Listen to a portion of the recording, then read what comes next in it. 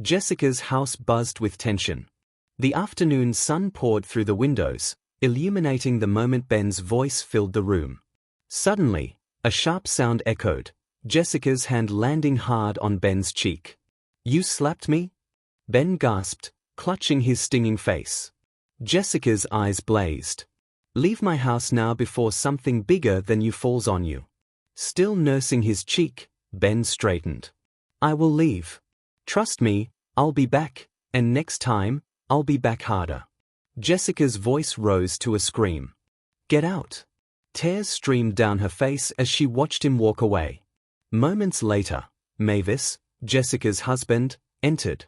"Babe, who just left? And why are you crying?" Jessica's silence was deafening as she turned and walked away.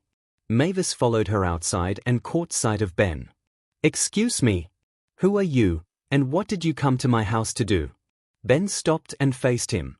"I guess you're Jessica's husband." "That doesn't answer my question," Mavis said, his anger barely contained. "I don't owe you any explanation, do I?" Ben smirked. Mavis's voice hardened. "You walked into my house, and my wife, who was happy 2 minutes ago, is now crying. And you think you don't owe me an explanation?" Ben held his gaze. "Tell your wife to give to Caesar what belongs to Caesar." With that, he stepped back, climbed into his car, and drove off. Mavis stood there, fuming as the sound of the car faded into the distance. Later that day, Mavis sat with his childhood friend, Chucks, at a quiet spot. Chucks's laughter was light-hearted, but Mavis's demeanor was heavy. "I don't understand why you're complaining," Chucks said. "Jessica's already given you a child. Your marriage isn't even 3 years old. Give her time. She's fertile." Mavis sighed. "I'm not saying she isn't fertile or that Precious isn't my child. The day I married Jessica, she became mine. But I need my own blood." Chucks clapped him on the back. "I get it, man. Just give her time." "How long?" Mavis muttered. Chucks's smile faded. "Come on. Cheer up." They raised their drinks, sharing a laugh that felt lighter than the truth. That night, Mavis found Jessica in their bedroom. She looked distraught. "Babe, you look so down," Mavis said, sitting beside her. "Talk to me. What's the problem?" Jessica's voice was a whisper. "He's here." "Who?" She met his eyes. "My ex." The revelation hit Mavis hard. "The man who came earlier today, he's your ex?" Jessica nodded, her eyes never leaving his. A silence settled between them as the weight of her words lingered in the air. Ben walked briskly to his car, his friend Jide trailing behind. "Ben, I'm talking to you," Jide panted. "You just walked out." "I told you, I don't want friends who don't support me," Ben snapped. Jide's voice rose. "You're being selfish. Who wakes up one morning and acts like this?" "I do," Ben shouted. "I need to see and take my child." Jide's voice softened. "The child you denied?" Ben glared at him.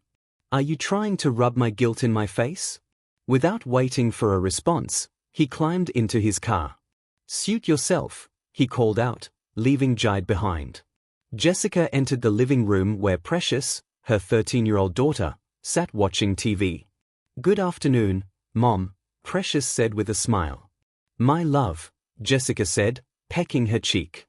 "How are you?" "I'm not fine," Precious admitted.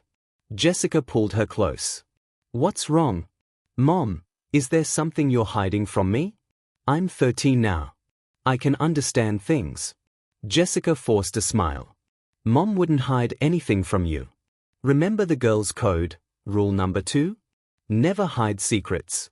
Precious studied her mother's face. "You're lying to me. You're crying." Jessica wiped her tears. "Go to your room. I'll come talk to you later." Mavis confided in Chucks again, standing by the car. "Wait," Chucks said. "Are you saying Jessica's ex came to drag Precious with you?" Mavis nodded. "That's not happening. But something's wrong. I haven't been myself." "Have you gone to the hospital?" Chucks asked. Mavis handed him a report. "Read it." Chucks's eyes skimmed the paper. Just tell me what it says. The doctor says I'm impotent, Mavis admitted. Chuck's shock was palpable. What happens to Jessica? I'm not telling her, Mavis said. Not now. Jessica discovered the report while tidying up. Her hands trembled as she pieced together the truth. She rushed to her friend Anita's boutique to share her discovery. Jessica, Anita said, you can't be scared of Ben. Mavis is there for you. Jessica's voice cracked. It's not that simple. I don't want to lose my marriage. Back at home, Precious comforted her father. Dad, Mom told me everything. I don't want you to be scared of losing me. You're my father, and that's on period. Later, Jessica confronted Mavis about the report. Tears streaming, she demanded, why did you come into my life with lies? I was scared, Mavis confessed. I love you. Jessica pushed past him, leaving him to scream his apologies into the night.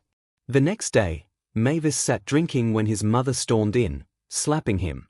What are you doing with your life? She demanded. Mama, I didn't know you were coming, Mavis muttered, nursing his cheek. I'm here to stay, she declared, handing him her bag. Take this inside. Grumbling, he obeyed, carrying her bags as she berated him.